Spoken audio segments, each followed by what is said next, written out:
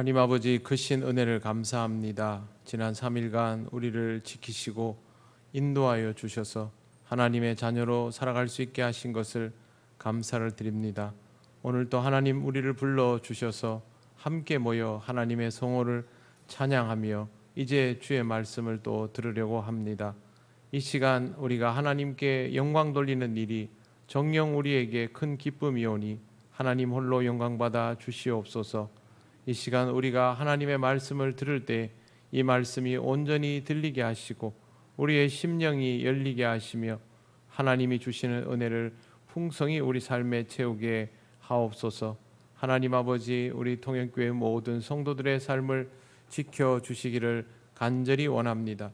기도하는 모든 것들의 응답을 하나님께서 주시며 아버지의 뜻대로 이루어지는 것을 기쁨으로 받아들이는 우리 모든 성도들 될 수 있도록 인도하여 주옵소서.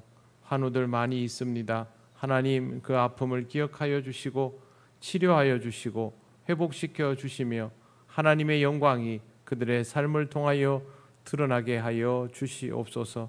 코로나19로 인하여 어려운 처지에 있는 성도들도 많이 있사오니 하나님 아버지 그들에게 새 힘 주셔서 주님을 의지하며 다시 한번 힘있게 일어서게 하시고 하나님의 영광을 드러내는 귀한 삶이 될 수 있도록 역사하여 주시옵소서. 늘 주님 앞에 많은 것을 아뢰고 또 들어야 함에도 불구하고 신앙적이지 못한 부분들이 우리에게 많이 있사오니 하나님 함께하여 주셔서 우리의 삶이 조금이라도 더 신앙적일 수 있도록 인도하시고 역사하여 주옵소서. 이 시간에 모든 것을 주님께 맡겨오며 예수님 이름으로 기도드립니다. 아멘. 하나님 말씀 빌립보서 4장 4절에서 7절입니다. 신약성경 323쪽입니다.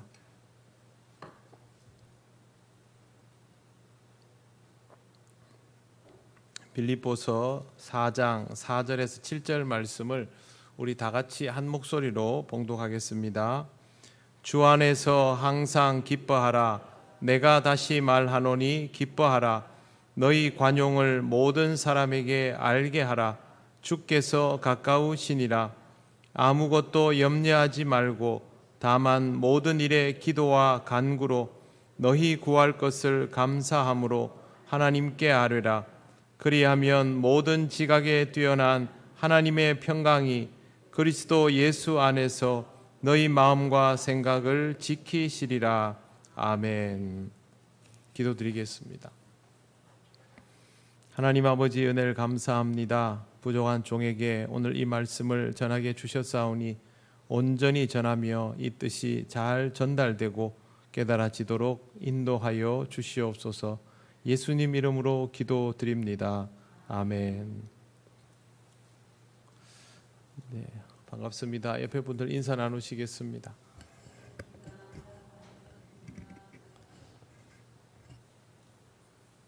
네, 오늘 성경 말씀은 외워두시는 게 좋습니다. 이런 성경 구절들은 성경을 많이 외우면 많이 외울수록 당연히 좋지만 저는 예전에 신대원 시험을 준비하는 것과 상관없이 신대원 시험 성경 구절 속에 이게 다 있습니다. 500개, 1000개 속에 들어있기는 한데 그것과 상관없이 외우다 보니 제 뇌리에 딱 박히게 된 구절들이 몇 가지가 있는데 그 중에 하나가 이거였습니다. 빌립보서 4장, 또 데살로니가 전서 5장 16절에 18절, 요한복음 7장 37절에 38절, 요한복음 8장 31절에 32절, 또 제가 굉장히 좋아하는 로마서 5장 말씀, 로마서 8장 말씀, 이런 게 제 삶과 맞물리니까 저절로 외워지게 되는 구절들이 있었습니다.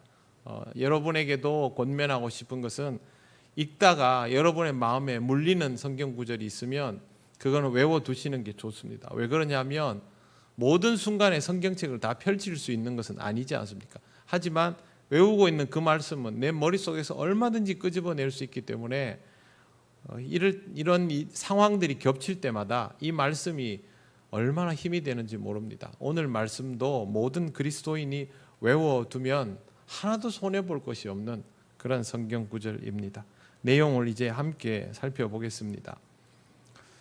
여러분, 누군가가 갑자기 여러분 옆에 와가지고 좀 웃으세요, 행복하게 삽시다, 기쁘게 삽시다, 이러면 어떤 반응을 보이시겠습니까? 별로 좋은 반응 안 나올 것 같습니다. 특히 요즘 같은 시대에 누가 옆에 와가지고 좀 웃고 삽시다 이러면 이 사람이 갑자기 뜬금없이 그렇게 나올 수 있습니다. 바울의 시대는 어떨까요?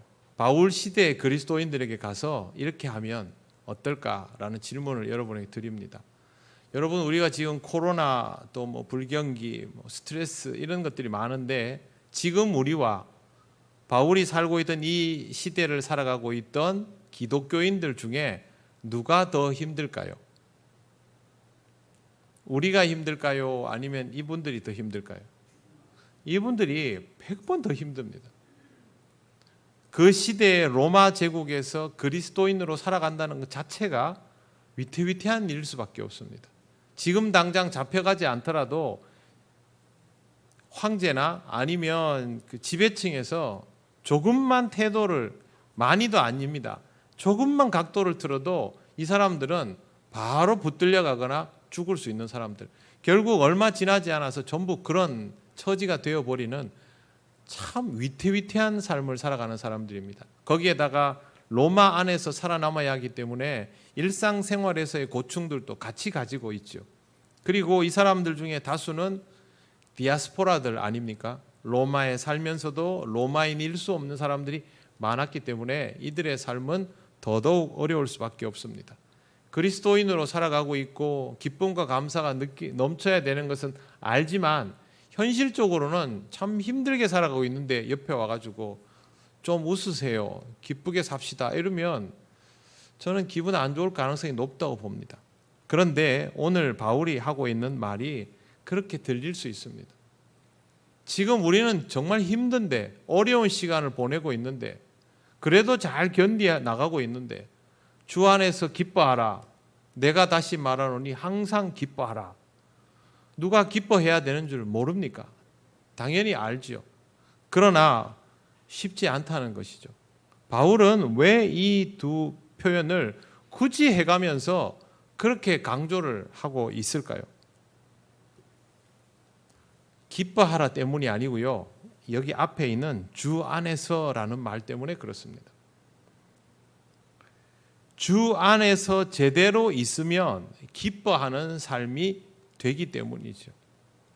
어떻게 하면 뭘 잘할 수 있을까 할 때 이게 잘 돼야 될 텐데 라는 생각을 많이 하지만 실제로 이게 잘 되려면 이 앞에 필요한 조건들을 채워야 잘 되는 경우가 많죠. 어떻게 하면 성적이 오를 수 있을까?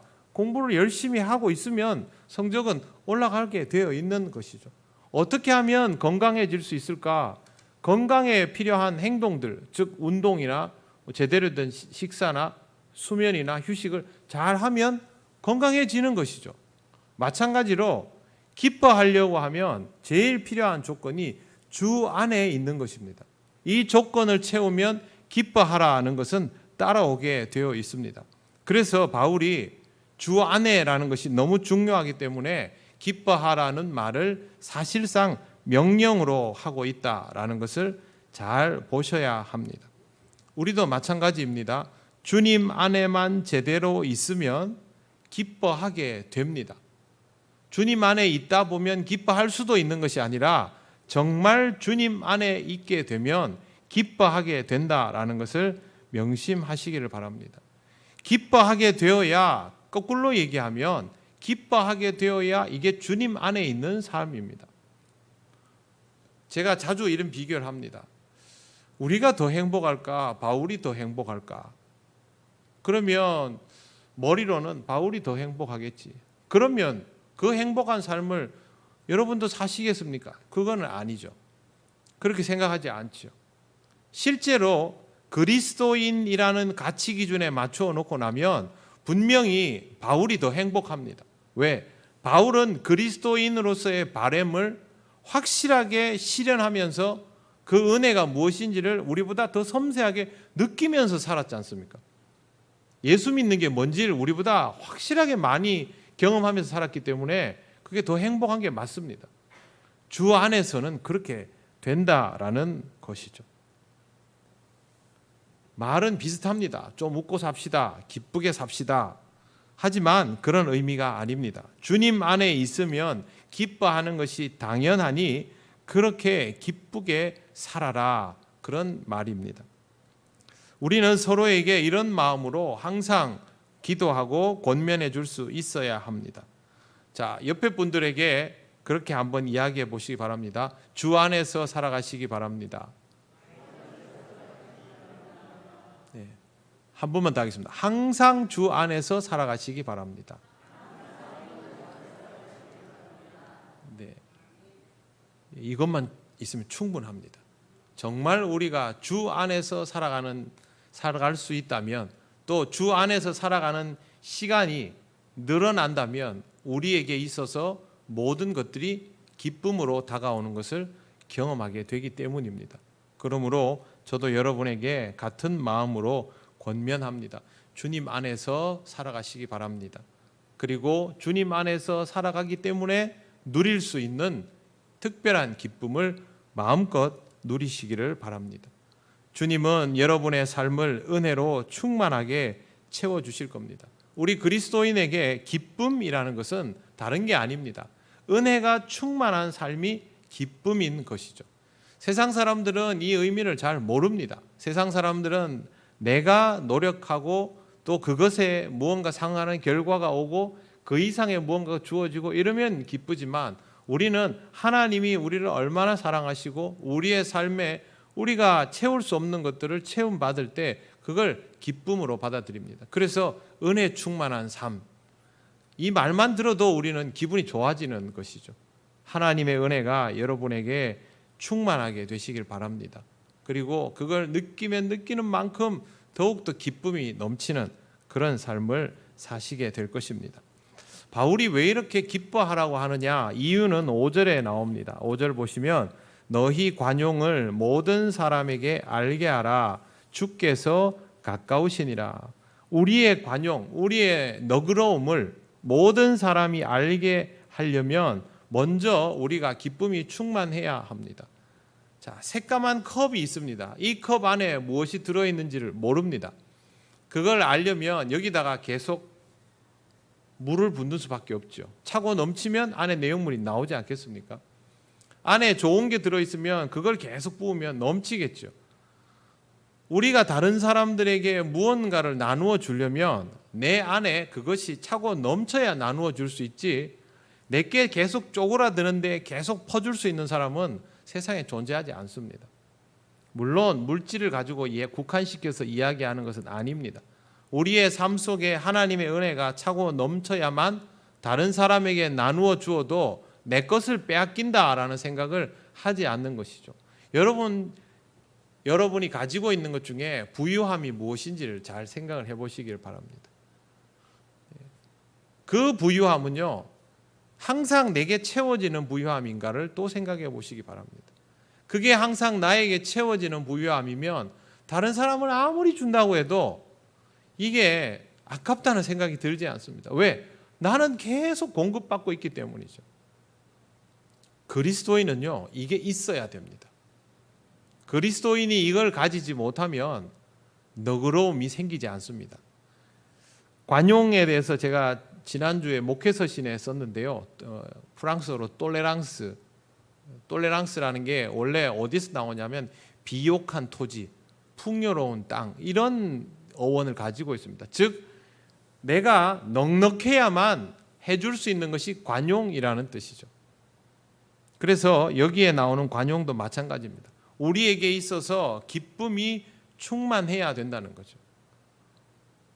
여러분이 정말 기분이 좋습니다. 오늘은 뭘 해도 다 기분이 좋습니다. 근데 옆에 와가지고 누가 막 찝쩍거리고 짜증을 낸다. 그러면 어떻게 합니까? 오늘 내 기분을 다 잡치네. 그럽니까? 아닙니다. 나는 지금 어떻게 해도 기분이 좋으면 아유, 나 오늘 기분 좋으니까 알아서 해라. 그러고 맙니다. 근데 저는 오늘 기분이 안 좋습니다. 옆에 와가지고 누가 자꾸 뭐라고 툭툭거립니다. 그럼 우리 마음은 어떻습니까? 오늘 하나 걸리기만 해봐라. 이렇게 되는 거죠. 마음에 여유가 없으면 그렇게 되는 겁니다. 바울이 우리에게 기쁨이 충만하기를 바란다는 식으로 명령을 하는 것은 바로 이런 이유 때문입니다. 어떻게든 여러분의 삶에 내면에 여유가 넘치도록 그렇게 살아가시기를 바랍니다. 그래야만 다른 사람들을 너그럽게 대할 수 있습니다. 관용이라는 것은요, 사실 다른 사람이 나를 해하고 공격하는 것도 감당해낼 수 있을 만큼의 여유를 말합니다. 그 정도까지 가려면 정말 우리의 마음에 풍성함이 있어야 하는 것이죠. 물질이 많으면 이게 될까요? 물질로 되는 일이 아닙니다. 마음의 여유가 있어야 그 물질도 유효한 것이지, 마음의 여유가 없는 부자들은 물질이 아무리 많다고 해도 그것으로 다른 사람에게 너그럽게 대하는 법이 없습니다. 반대로 그렇게 풍성한 것이 아니더라도 마음의 여유가 있는 사람은 다른 사람을 대할 때 그것을 나누어 줄 수 있는 마음의 여유를 가지고 있습니다. 보면 살아가는 사람들 중에 다른 분들에게 베푸는 것을 즐겨하는 분들이 있습니다. 그 사람은 그만큼 마음이 부자인 것이죠. 물질로만 그것을 이야기하는 것은 아닙니다.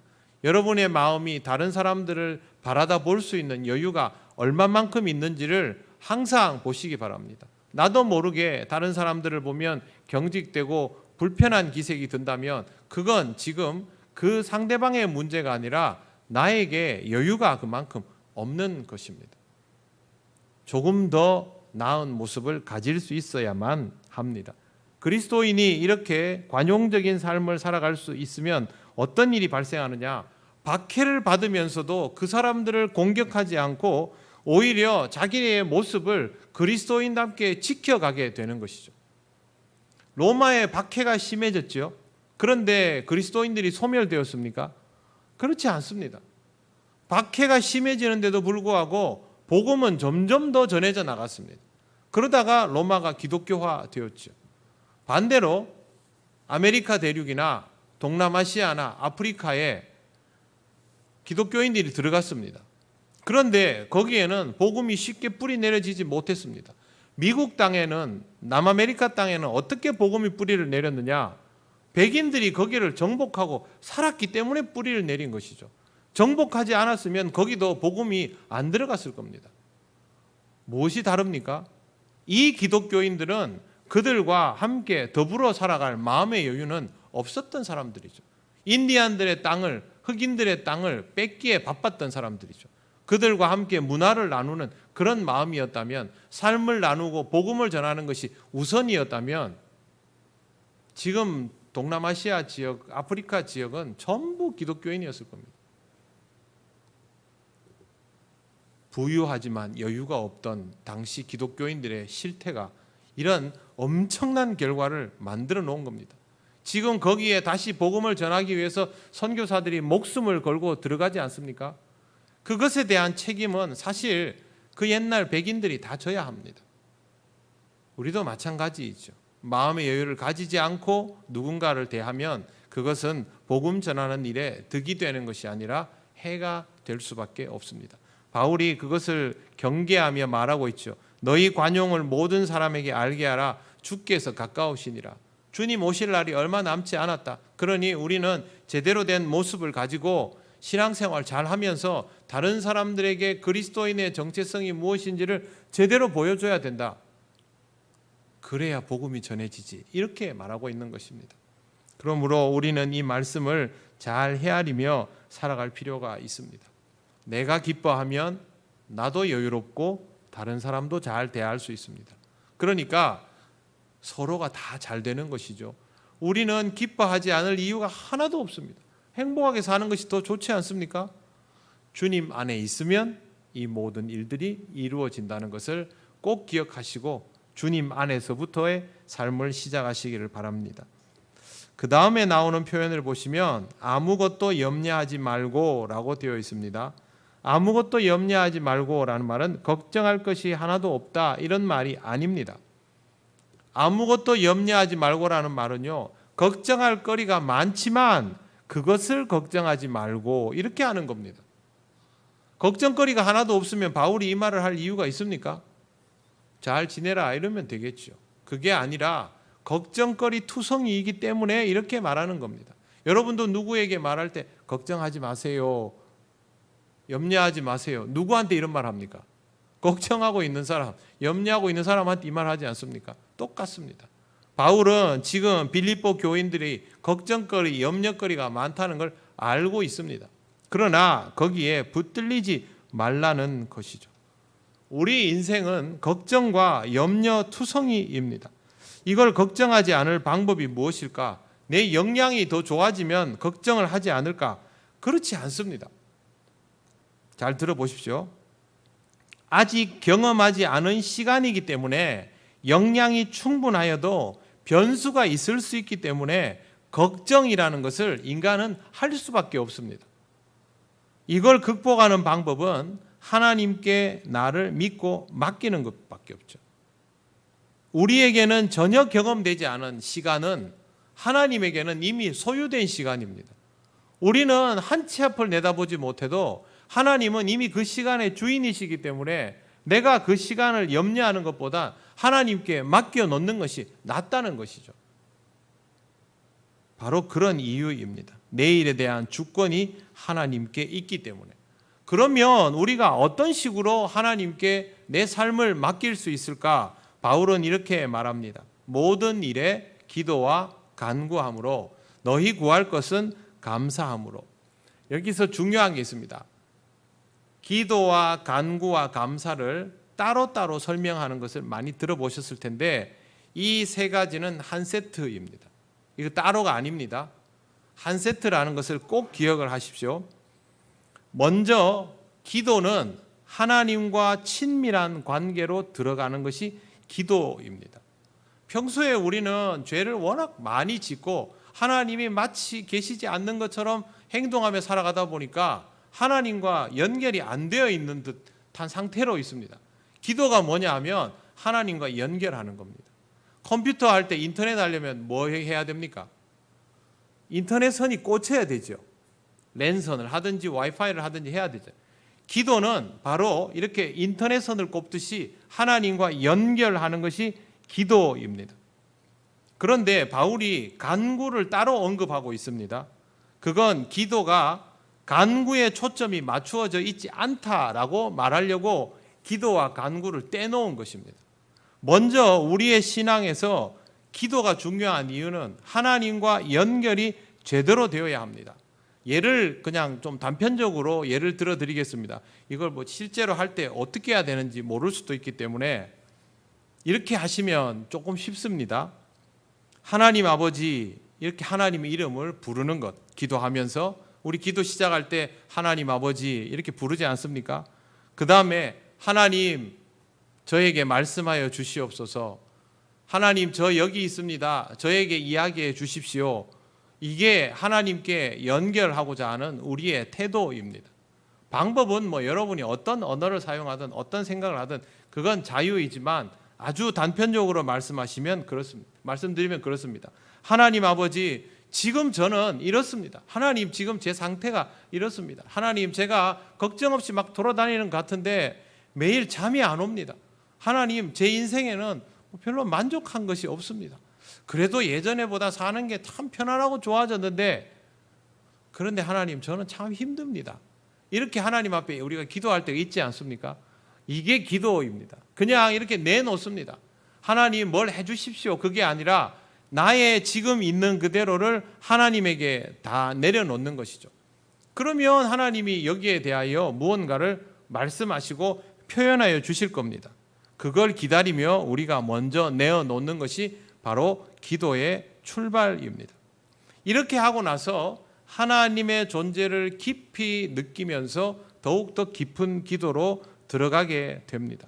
자, 하나님께 하나님 지금 제 상태가 이렇습니다. 뭐 말하지 않아도 하나님은 아시지만 그래도 하나님 앞에 나를 더 열어놓기 위해서 이렇게 기도하고 나서 그 다음 뭘 해야 되느냐? 기다리는 겁니다. 하나님에게 기도할 때는 듣기 위하여 기다리는 시간이 꼭 필요합니다. 이 시간을 하지 않으면 여러분은 여러분이 하고 싶은 말만 하고 기도를 끝낼 가능성이 아주 높습니다. 우리가 뭘 하고 있다라는 것만 이야기하려고 기도하는 건 아닙니다. 우리한테 필요한 것만 이야기하려고 기도하는 것도 아닙니다. 기도는 맨정신으로는 하나님의 음성이 잘 안 들리니까 하나님이 나에게 원하시는 것들이 무엇인지를 듣고 싶어서 내 마음을 멈추고 하나님 앞에 내려놓는 것이 기도이기 때문에 반드시 듣기 위해서 기다리는 시간이 필요합니다. 그래서 사실 우리나라 사람들 기도에 제일 필요한 게 침묵입니다.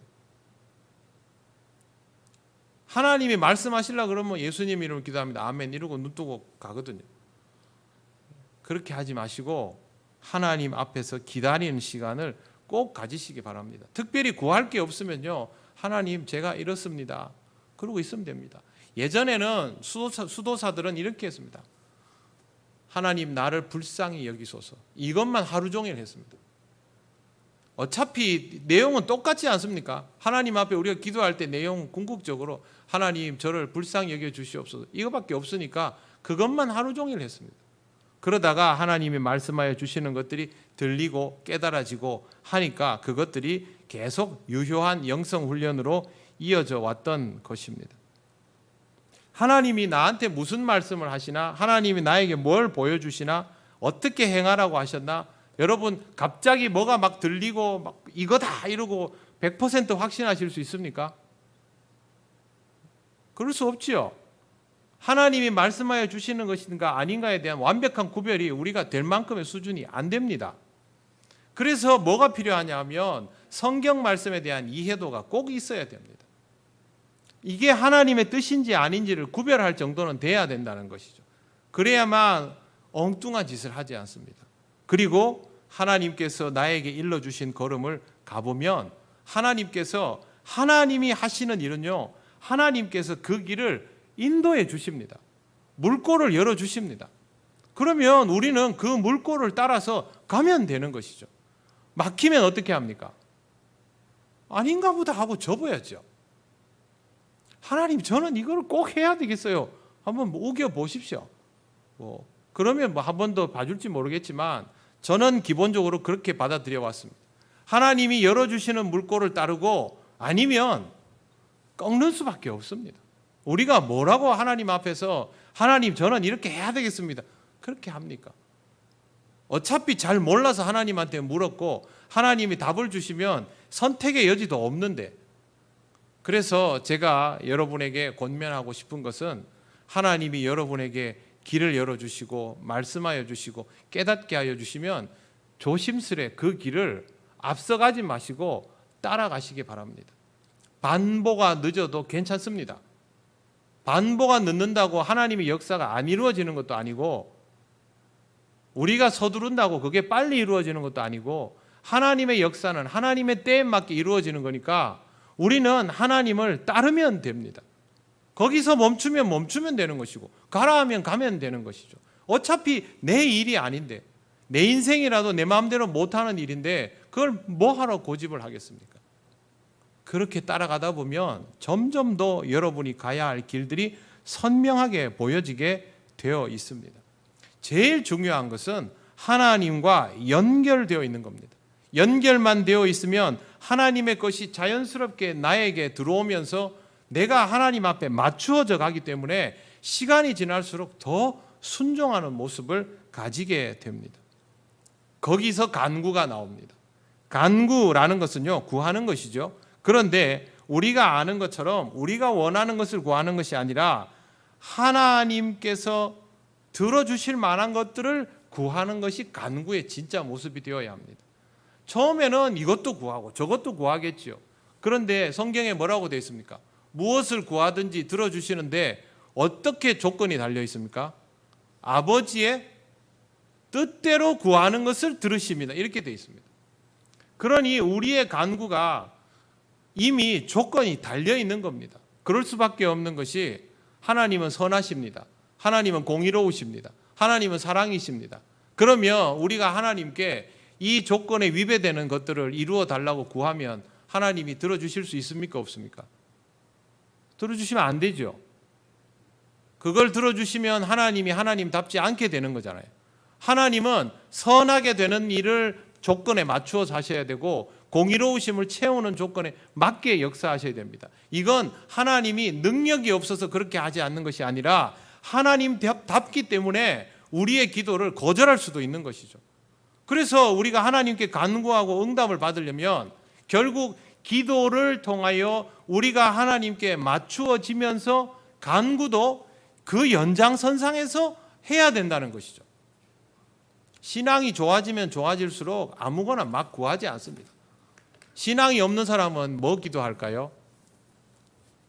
복권 가게 앞에 가가지고 차에서 딱 하나님 오늘 제가 아침부터 금식하고 기도했는데 오늘 2등이라도 한번 당첨되게 이렇게 기도하겠죠. 하나님 이거 당첨되면 제가 헌금을 안 하겠습니까? 선교비를 안 하겠습니까? 이렇게 기도할 겁니다. 실제로 그렇게 하는 사람들도 있습니다. 그런데 하나님 이걸 들어주실 수가 없죠. 하나님이 선교비가 모자라서 복권을 사서 당첨된 돈으로 선교비를 충당하시는 분입니까? 그건 하나님의 속성에 맞지 않죠. 신앙이 지나가면 깊어지면 깊어질수록 우리가 구하는 것들은요, 하나님은 이런 것들은 무슨 일이 있어도 들어주신다라는 걸 알고 있습니다. 이미 거기 답이 나와 있는 것이죠. 그래서 기도가 먼저고요. 그 다음이 간구입니다. 자, 하나님과 연결되었고 연결된 상태에서 아버지의 뜻대로 구했습니다. 이게 간구입니다. 그러면 이렇게 간구한 것들에 대한 응답이 있겠습니까? 없겠습니까? 아버지 뜻대로 구했는데 있겠지요, 당연히.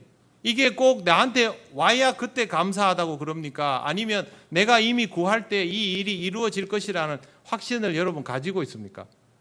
이미 가지고 있지요.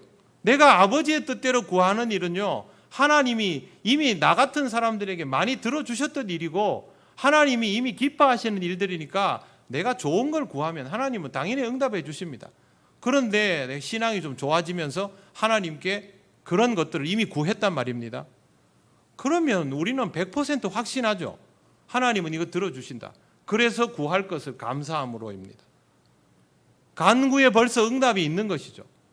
여러분 기도할 때 하나님이 들어주실까 안 들어주실까 별로 의심할 일 없지 않습니까? 이미 많이 응답 받아보셨지 않습니까?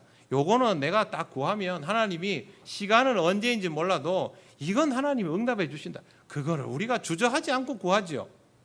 하나님, 우리 교회에 어떤 성도가 건강이 좋지 않습니다. 하나님께서 할 수만 있다면 회복시켜 주시고 어려움에 처해 있는 이들을 일으켜 세워주시고 우리가 하나님 앞에 전심으로 기도하면 교회가 주의 이름으로 더욱더 강건하게 서도록 해 주십시오. 이게 뭐가 나쁜 기도라고 이걸 안 들어주십니까? 하나님은 100% 들어주시죠. 여기에 대해서는 미리 감사해도 되는 겁니다. 그래서 기도와 간구와 감사가 세트라고 말씀드리는 겁니다. 이걸 잊지 마시기 바랍니다. 이게 우리의 삶 속에 자리가 잡혀져 있어야만 하나님과의 신비로운 연합의 상태를 이어가게 되고 이것이 우리의 신앙생활입니다. 제가 지금 막 풀어서 설명을 드렸지만 여러분이 지금까지 이렇게 하면서 살아오셨습니다. 그래서 제가 지금 이렇게 말씀을 드리면 이게 이렇게 물려 돌아가는구나 라고 고개를 끄덕이시죠. 만약에 교회 안 다니는 분을 여기다 앉혀놓고 제가 똑같은 설명을 하면 하나도 못 알아듣습니다. 왜? 경험해보지도 못한 일 아닙니까? 말이 됩니까 이게? 안 되는 일이죠. 그러나 믿음으로 우리는 이걸 보면 다 알아들을 수 있습니다. 여러분에게 이미 지금까지 있어 왔던 일들입니다. 그러므로 앞으로 이렇게 신앙생활을 하는 것을 점점 더 최적화시켜 나가시기를 바랍니다. 하나님과 잘 연결되어 있으시고 하나님의 뜻을 헤아리면 헤아릴수록 하나님께서 합당하게 여기는 것들을 믿음으로 간구하시며 살아가시기 바랍니다. 여러분이 하나님 앞에 점점 더 맞추어져 가시기를 바랍니다. 그리고 그런 상태에서 구하는 기도는 의심하지 마십시오. 하나님은 아버지의 뜻대로 여러분에게 주실 최상급을 준비하고 응답하여 주시는 분입니다. 그것에 대해서는 감사하면서 그렇게 살아가십시오. 하나님은 여러분에게 반드시 역사하여 주십니다. 그 다음에 7절 보십시오. 그리하면 모든 지각에 뛰어난 하나님의 평강이 그리스도 예수 안에서 너희 마음과 생각을 지키시리라. 7절에도 보시면요, 걱정하지 마라, 다 잘 될 거니 염려하지 마라, 이런 말은 없습니다. 우리를 지켜주시는데 행동이 아니라 마음과 생각을 지켜주십니다. 왜 바울은 마음과 생각을 지켜주신다라고 표현하는 걸까요?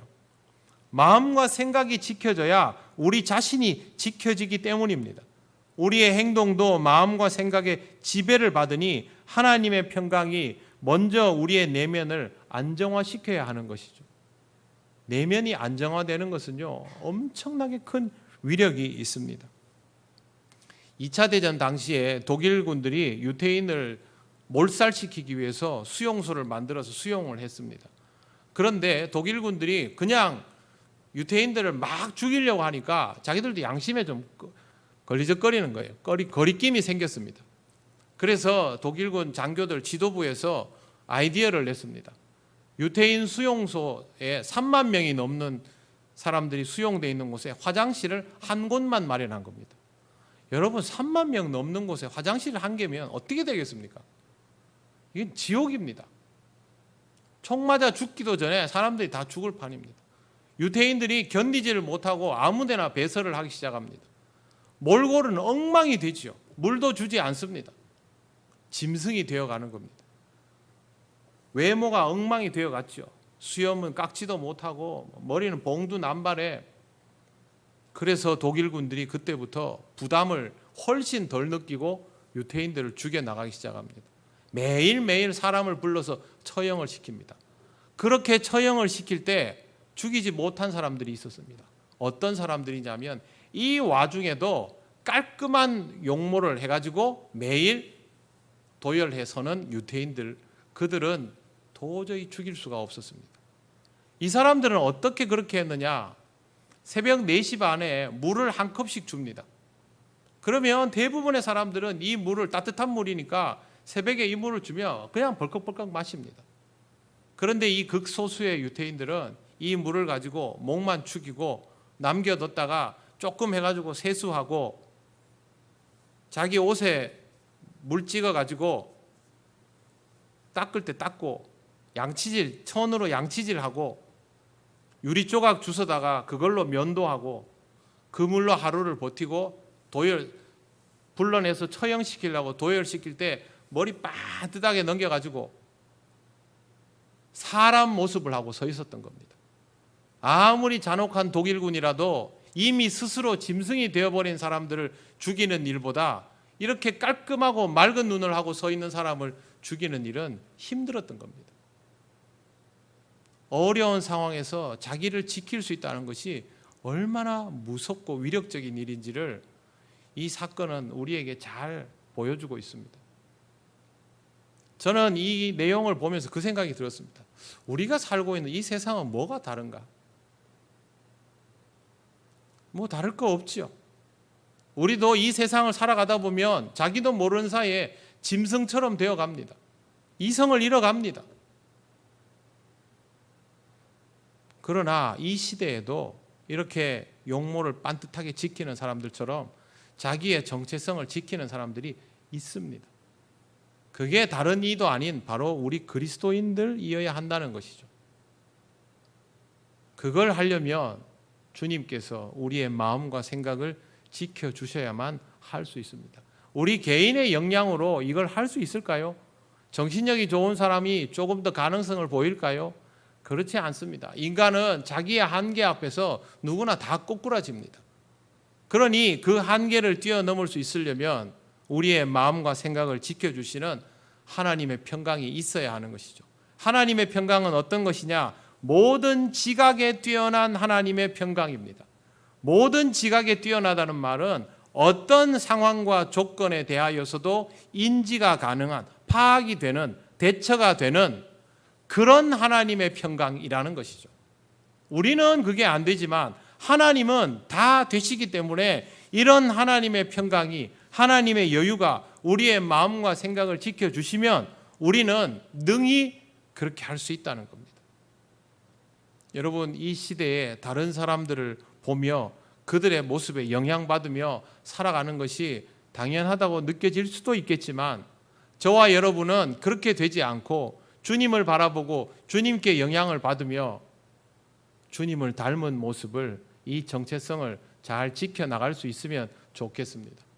그러면 우리가 그리스도인이라는 것을 사람들이 알게 되겠죠. 우리가 뭐 잘한다 그거 아닙니다. 어떻게 잘할 수 있겠습니까?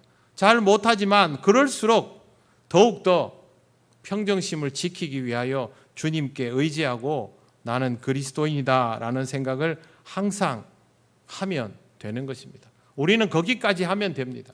그 다음은 하나님께서 하십니다.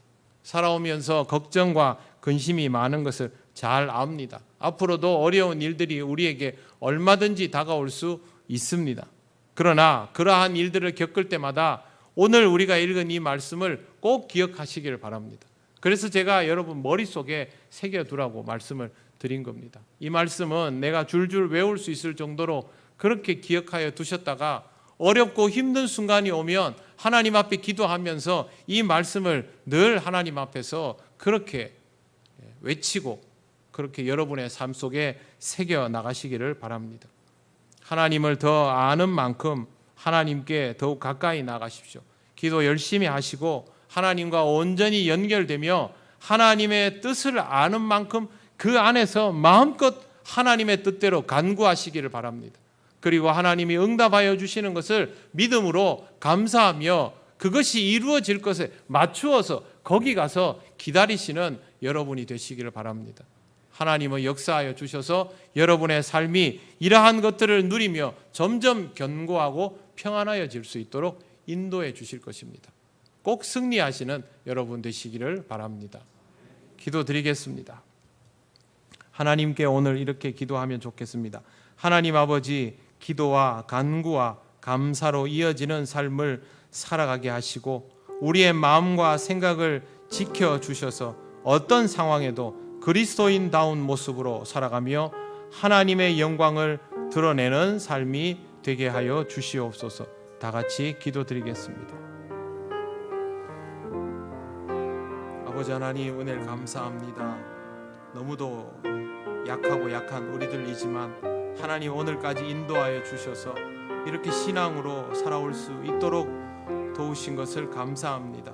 우리 손으로는 할 수 있는 것이 하나도 없었는데 우리가 구하는 것들을 일일이 응답하여 주시고 이끌어 주셔서 오늘까지 왔사오니 하나님 앞으로의 시간도 하나님의 응답을 힘입어 나아가게 하시고 하나님 앞에 더욱더 기도하며 또 간구하며 구할 것을 감사함으로 아뢰는 삶이 될 수 있도록 인도하여 주옵소서. 하나님 아버지, 우리의 마음과 생각을 지켜주셔서 영적으로 흔들리지 않게 하시고 평안하여 든든히 서가는 심령이 되게 하여 주옵소서. 우리 통영교회 모든 성도들이 하나님 앞에서 견고한 성과 같이 세워져 가기를 원하며 하나님 나라와 영광을 드러낼 수 있기를 원합니다. 성령님 우리를 지키시고 인도하여 주셔서 이와 같은 일들이 우리에게 일어나게 하옵소서. 하나님 감사합니다.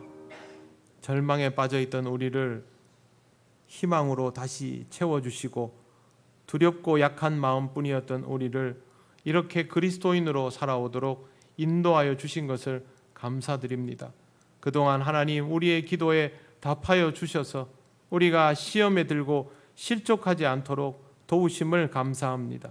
앞으로의 시간도 하나님께서 우리를 견고히 붙들어 세워 주실 줄 믿습니다. 하나님께 기도하며 또 기쁨으로 간구하며 구할 것을 감사함으로 아뢰며 받아들일 수 있는 그런 삶이 될 수 있도록 인도하여 주옵소서. 하나님, 모든 지각에 뛰어난 하나님의 평강이 우리의 마음과 생각을 지켜주실 줄 믿습니다.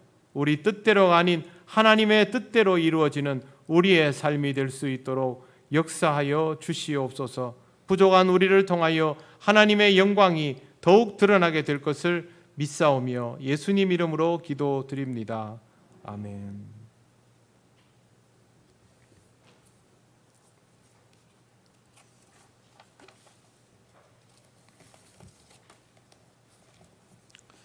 교회 소식 전하겠습니다.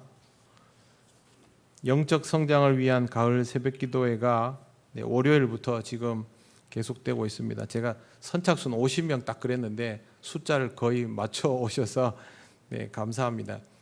너무도 그런데 하여튼 뭐 그렇게 열심히 나와서 같이 기도하고 하루를 시작하고 또 우리 신앙의 전기를 마련하는 기회가 되었다고 생각을 합니다. 저에게도 도전이고 여러분에게도 그런 기회라고 생각합니다. 끝까지 같이 기도하고 우리에게 좋은 전환점이 될 수 있도록 그렇게 마무리를 해 나가면 좋겠습니다.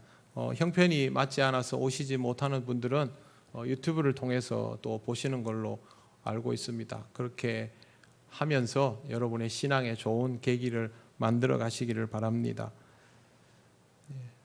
통영 시찰회는 어제 우리 교회에서 있었습니다. 9월에 함께 나눌 기도의 제목 한번 읽어드립니다. 영적 승리를 위해 연단하는 신앙이 되게 하소서. 삶의 터전을 지켜주셔서 시대의 어려움을 극복하게 하소서. 가족을 위하여 마음 다해 기도하는 9월이 되게 하소서입니다. 여러분 신앙생활 열심히 하시고 열심히 하는 만큼 하나님이 주시는 복과 은혜를 풍성히 누려나가시기를 바랍니다. 이제 주님께서 가르치신 기도를 올려드립니다. 하늘에 계신 우리 아버지, 아버지의 이름을 거룩하게 하시며 아버지의 나라가 오게 하시며 아버지의 뜻이 하늘에서와 같이 땅에서도 이루어지게 하소서. 오늘 우리에게 일용할 양식을 주시고 우리가 우리에게 잘못한 사람을 용서하여 준 것 같이 우리 죄를 용서하여 주시고 우리를 시험에 빠지지 않게 하시고 악에서 구하소서. 나라와 권능과 영광이 영원히 아버지의 것입니다. 아멘.